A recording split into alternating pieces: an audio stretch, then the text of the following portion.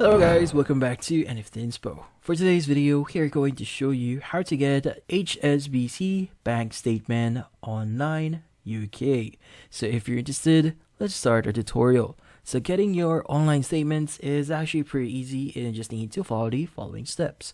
So first thing you need to do here is you need to sign in to your online banking account. So access the statements option from the quick links menu in the web page. Now from there, go to account services. So alternatively, navigate to the top of the page, hover over account services and click on statements under documents. Now from there, choose the statement type. After selecting the desired account, pick the type of statements you wish to view, and from there, download. Specify the year and month for the statement you want to see, and it will be automatically downloaded as a PDF. And that's about it.